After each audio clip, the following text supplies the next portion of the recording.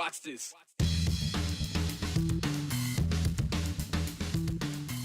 Well, happy Friday. We all made it through the week. Welcome to Friday. And this is the 208. Let's start with this. We know it has been a hot summer all across the Gem State. We already actually have the record for the most number of triple digits days this summer. You might have heard our song on the show. Right now, though, triple digits for the year, 22 days. And we have a few days next week that could add to that, so keep posted. And while we have been melting in the sun and maybe complaining about the heat, I know I have, we can still go inside air-conditioned buildings at the end of the day. But obviously, some animals, wild animals specifically, they don't have that option. And for a lot of them, this heat can be deadly. And that's the case right now at Lake Lowell here in Idaho. Now, a viewer sent us a video from the shores of Lake Lowell in Nampa. You can see it right here. The viewer said that they were going for a walk near Gotts Point, and they saw this, the dead fish along the shoreline, which also had a very unpleasant smell, as I'm sure you can imagine. So we reached out to the Idaho Department of Fish and Game to see if they know what's going on, what could possibly be killing the fish in the area. Well, it turns out it's the high temperatures, the high water temperatures that are affecting the health of the fish in our area right now, and it actually does happen every year. And when you have warm water and lots of nutrients and things like that, a lot of fish get stressed, and so it's an annual period this time of year in August and late summer that we start seeing fish dying off in different ponds or lakes and things like that. And we're not just talking about the carp or one type of fish, the bass fish, other small fish. This is also affecting the sturgeon in part of the CJ Strike Reservoir, which is south of Mountain Home. So starting today, Friday, Fish and Game is closing sturgeon fishing in the Snake River between Canyon Creek and Rattlesnake Creek. That closure will be in effect until September 25th, or unless conditions improve sooner. Right now, oxygen levels are low and water temperatures are high, and the fishery manager says it's likely that's why the fish are dying. Over the last several weeks, we've identified around 20 large individuals that have died. This is pretty concerning when you've got fish that live to be, some of these individuals that died were probably 50 to 70 years old, and that's not easily replaced compared to other species. That was a really tough decision to make on behalf of our agency. We don't want to limit ability to go fishing and things like that. This was a really unprecedented situation we found ourselves in with CJ Strike. Idaho Fish and Game tell us that the goal of the fishing closure is to reduce stress on the sturgeon while these conditions are endangering them. But despite Fish and Game's explanation, there are some on social media blaming the outfitters or fishing guides that are in the area. And we talked to Brett Jones, who works with Jones Sport Fishing, to see what he's been experiencing in his business. We've been dealing with a lot of repercussions from a lot of general public guys. They're basically coming straight at us outfitters and saying, hey, this is your guys' fault. This is solely on you. When there's basically just 4 fishing guides, 2 companies, and basically 4 fishing guides that fish CJ. And a lot of times we're not there every day. A lot of times there's one of our boats there. I can assure you that every single guide and active outfitters down there, we go above and beyond on the safety handling of these fish. These fish mean a lot more to us than just a thrill ride. They are what put food on our tables for our families. Every time that there's an incident with one of these long-aged fish, it definitely hurts really, really deep. I spent 14 years traveling the country pipelining, just so I could come back home to my home state of Idaho and be able to pursue the career that I've always dreamed of. It's just kind of insane that people would look at us as the fault for this when we're, absolutely thinking for the fish's health above and beyond any sort of paycheck that we could ever make. So we're going to keep our eyes on this to see where it goes, but I'll tell you this, in a sport that's meant to help people relax, a lot of controversy, a lot of stress.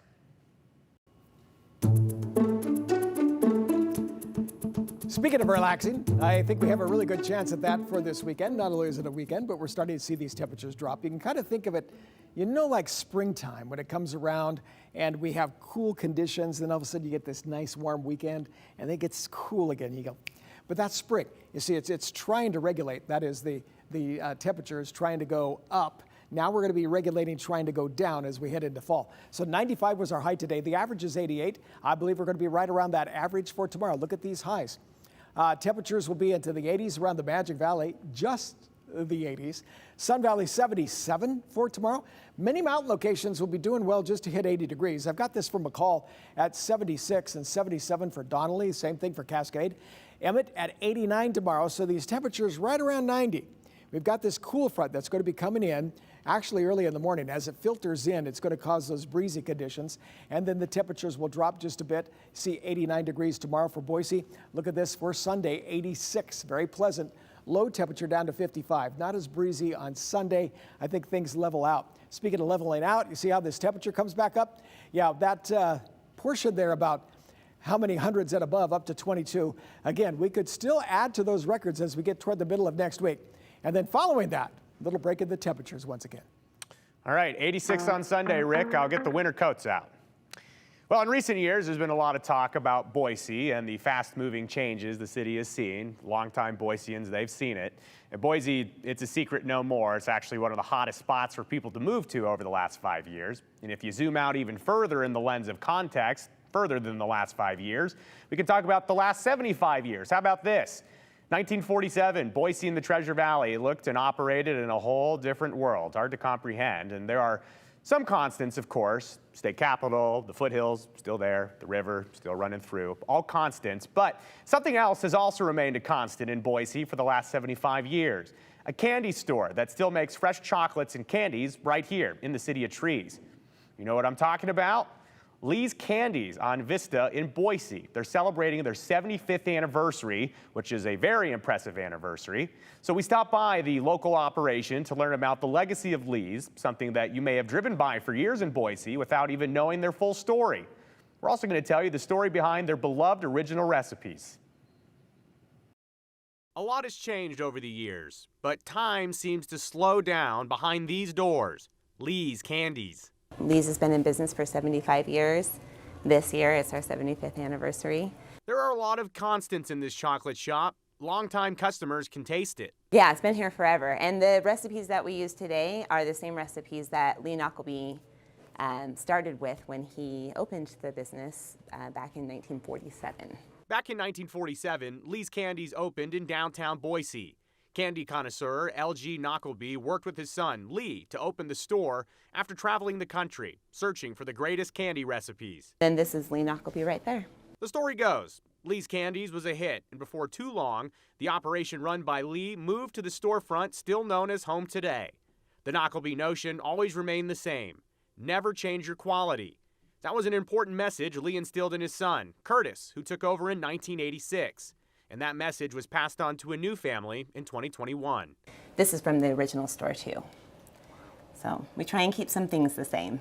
The Knockleby family passed the torch to Katie Fernandez and her father, Ken, a new family duo. I was looking for something fun to do, so we decided to take it over. Katie is relatively new to the candy game, but she has a deep appreciation and value for the Lee legacy. It's overwhelming. It's overwhelming. And we knew it would be hard, but you don't know what you don't know until you start doing it. I realized there was a really high standard to uphold. We have customers coming in all the time saying, my grandma used to take me when I was a little kid. Longtime customers know this. Newcomers may be surprised. The bulk of chocolates and candies here are so fresh because they're made just steps away from the storefront. It's a lot of work. So it's a lot of work so you can eat more of it, right? Burning all those calories. The team here is full speed ahead, carrying on the exact same recipes L.G. Knockleby came up with when Harry Truman was president. Like this is really is a legacy, so there's a little bit of pressure there. It was hard not to get hooked though. Katie remembers the moment she knew this was for her. watching the candy come to life. One of the clerks handed me one. She's like, "Do you want to try one?" Right off the belt. Put it in my mouth. I was like, that is one of the best things I have ever eaten. Consistency is king over the past 75 years. The team here learned that from customers, families that have shared chocolate creations for generations. We try to keep the feel a lot the same, and that's something I learned early on when I took over. People would come in. I was like, "Oh, here we do this, we'll change this." And as I started to visit with the customers, they like it the way it is. They don't want it to change. They want to come in and be able to feel that nostalgia. We almost always do a batch like this in the morning. Katie and Company handcraft chocolates, caramels, and much more, taking each creation down to the finest detail. This team takes great pride in celebrating the legacy of Lee's. They are incredible. I have an amazing staff. It's really nice to be able to step away and know that everything is being handled. The Fernandez family is also focused on the future, the next 75 years. Every single day, anytime I get to work with customers, I hear some story about what Lee's has meant to their family and, you know, how long they've been coming and how important it is to them. My hard-hitting question, does the chocolate ever get old? The crew has to take a taste, right? You know, quality control. I do. I eat candy every day. I mean, how can you not? It's right there and it's so good. Sometimes I do get in the car at the end of the day and I'm like, "Oh, I smell like chocolate." That never gets old. So I found out while I was visiting with the staff at Lee's, including Katie, the owner, that their busy time, of course, is around the holidays. And while we were there, they were actually starting to package up all of the holiday orders, which was funny because we were there on a day that was 105 degrees outside. Part of this, though, is that the candy team, they understand that during the summertime, chocolate treats, they aren't as coveted because, well, the summer temperatures, they could really melt them down. So if you are looking to get your holiday treats, though, they are starting to get those ready right now.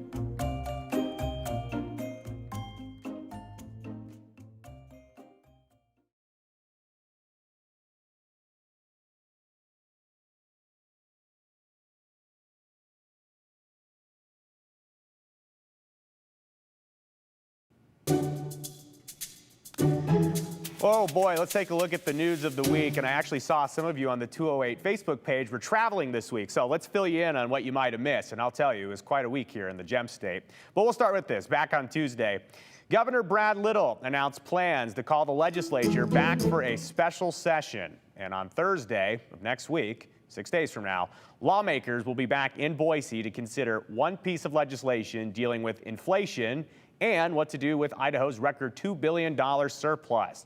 Now, that bill, it's not technically a bill just yet, but it has already been made public, and it will consider three things: 2 different tax cuts And one would give Idahoans a $500 million in immediate one-time income tax rebate. The other part of the tax measures would cut income taxes and create a simple flat tax of 5.8%. The third part of this three-pronged approach, investing $410 million into Idaho public education. Governor Little's office is calling this the single largest investment into education in Idaho's history. So, if that piece of legislation passes, how will that impact the Quality Education Voter Initiative that Reclaim Idaho has been campaigning on? It just recently qualified for the November ballot. And back on Tuesday, I spoke with Luke Mayville, the co-founder of Reclaim Idaho. And he told me that he thinks that the proposal from the governor's office is clearly designed to supplant the Quality Education Act. Adding an investment of that scale would never have been on the table if not for their campaign, he said. Well, this is the governor's proposal, but it is not the governor who got us here. It's very clear that you would never be seeing an education investment on this scale, $410 million a year, if not for the hard work of so many volunteers across the state who advocated for large-scale investments in public schools over the past year. So the next question here, what happens if the Quality Education Act passes in November and the state legislature passes their bill next week? Right now, it's kind of unclear, but we do know this. If both pass, the Quality Education Act would go into effect right before Governor Little's inflation bill. So we'll have some coverage for you coming up next week on the special session. It'll start at 9 o'clock in the morning on Thursday. Jack sent us a message asking if the legislature can amend this new tax bill while in the special session, and he wanted to know if lawmakers could even eliminate the apparent tax increase for the lowest income bracket. So let's talk about the specifics of what Governor Little is proposing, the 5.8% flat tax. So some of Idaho's lowest earners, those are making less than $8,000 a year, who were paying 3.5% and 4.5% in their income taxes, they will technically see their rates go up a bit. But there are very few people in the state who actually earn that little. Think really teenagers working part-time. But back to Jack's question, can the Idaho legislature amend this new tax bill while at the special session? The short answer is they can try and do so. Now, the legislation, which has 60 co-sponsors, including Democrats and Republicans, so they have a lot of support there, and there's a lot of consensus that this likely could pass. We'll see. However, the legislation, just because it's in a special session, doesn't get any special breaks. It still has to go through all of the regular legislative channels. It'll start in the committee, then go through the regular process from there. Pass through the committee, go to the floor, House and Senate, then back to the committee, go back to the floor, do the whole process, you know, the bill on Capitol Hill story. Then it'll end up on the governor's desk if it gets that far. But there could be lawmakers who could voice their opposition and ask for changes. Those, of course, would have to be voted on. So we'll wait and see. More big news just minutes after we went off the air on Wednesday. A federal judge here in Idaho put a pause on one of Idaho's 3 abortion bans. It's a partial pause. This came in hours before the law was set to go into effect. Now, this happened after the Department of Justice sued the state of Idaho, saying that the state law has conflicts with EMTALA, a federal law. Basically, one of Idaho's triggers says that a woman could get an abortion, not get an abortion, I should say, unless her life was in danger or if there was a police report claiming that the pregnancies were due to rape or incest.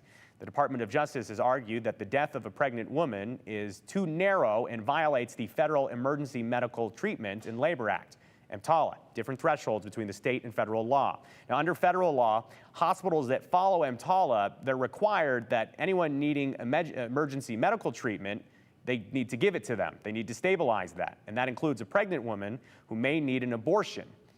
So the pause will stay in place, the partial pause, as the lawsuit makes its way through the court system. But even with the pause, nearly all abortions are still illegal in the state of Idaho. Also on Wednesday, highly debated here, President Biden announced a plan to forgive about $300 billion in American student loan debt. It's a drop in the bucket compared to the nearly $1.75 trillion that 45 million Americans have accrued together. But for many students, the relief between $10,000 and $20,000 It's great relief, welcome relief. And that is the second part of the announcement. The new income-driven repayment options will cut monthly payments in half. So instead of paying 10% of your income per month to your student loans, borrowers will only have to pay 5%. But there are some people we talked with, including a professor of economics from the U of I, who believe that this will actually only be a Band-Aid on the problem. It's going to add to the national debt.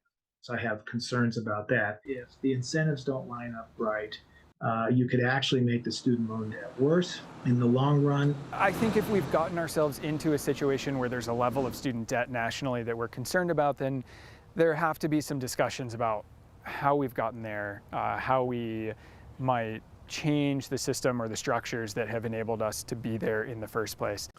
So what does that mean for Idahoans? What about the Gem State? Well, we were able to pull some numbers from the Education Data Initiative from back in April. So here's what we know. There are 218,000 known Idahoans with federal student loan debt who owe $7.2 billion, about an average of $33,000 each. And that's not including private loans. We're just talking federal loans here. If you have a private loan, it's a whole different thing. Now, there's no timeline yet for when those funds will actually be forgiven, but more information is expected in the coming weeks. And it looks like we got one more question here. Doesn't Congress have to pass the deal to give students $10,000 or college debt relief? It's a good question. In this instance, the answer, though, is no. During President Biden's speech on Wednesday, he said that the White House is using the authority given to them by the Department of Education to forgive that debt. And that authority is actually from a 2003 law called the HEROES Act, which is aimed at providing help to members of the military. Now, that act gave Congress sweeping authority to reduce or eliminate student debt during a national emergency. The United States has been in a national emergency because of the pandemic since 2020.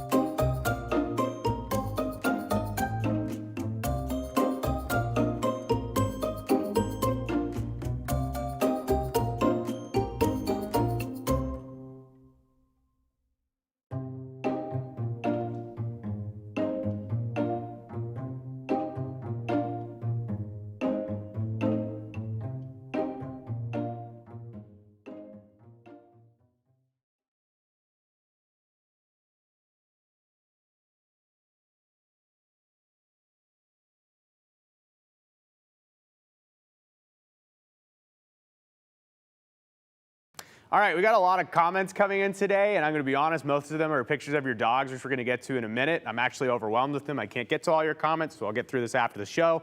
Did want to share, though, from Bob. He says, I can remember when I was a lot younger, stopping at Lee's Candies on Vista before going to the Vista Theater, which is now a tire shop. So a lot of great comments about Lee's Candies. Appreciate everyone sending that in. But look, everyone wants to see the pictures of the dogs. So Danny, get the dogs up on screen. We got tall dogs, we got small dogs, we got fluffy dogs, we got tired dogs, we got dogs with crazy eyes, dogs with crazy ears, dogs wearing football uniforms, dogs wearing hats, dogs hanging out with other dogs, dogs sleeping, dogs laying upside down, dogs that are also patriotic, dogs that also look like they could go to sleep, dogs that also look like they have too many friends. There's dogs that don't have enough friends, dogs by the river, dogs by the...